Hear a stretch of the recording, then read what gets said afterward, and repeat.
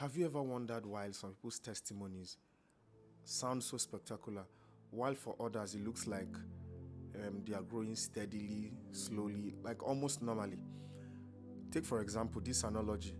Let's say a friend of mine calls me now and says, Frank, I have a business worth millions of dollars and I'm traveling abroad and I'm looking for someone to manage it, and tells me to take up that role.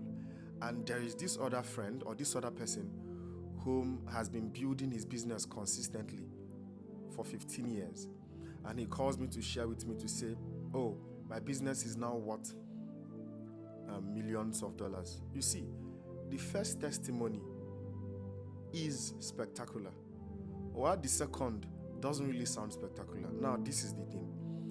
I want us to understand that in as much as the second person went through a process, it is still supernatural so long as the person is a believer. Now, this is what I'm trying to say. In the life of a believer, you might never experience spectacular testimonies. You might never get to experience it. But you need to understand that it is not spectacular doesn't mean the absence of the divine. The Bible says that the steps of the righteous, they are ordered by God. What this thing means is that so long as you're a believer, pay attention to your little wins. Pay attention to your processes. The hand of God is there somewhere.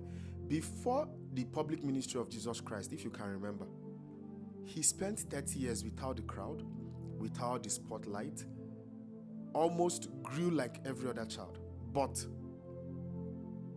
it was a supernatural experience. The hand of God was with him. In fact, the 30 years was not spectacular. It was when he came out for his public ministry that we started experiencing, that we started seeing the Bible record those spectacular miracles and all of that.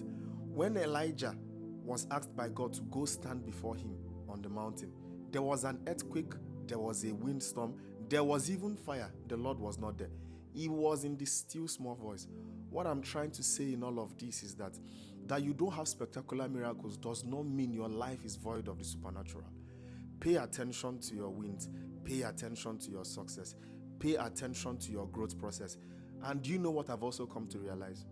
If you stay long enough in those quiet growth, you will eventually step into the spectacular.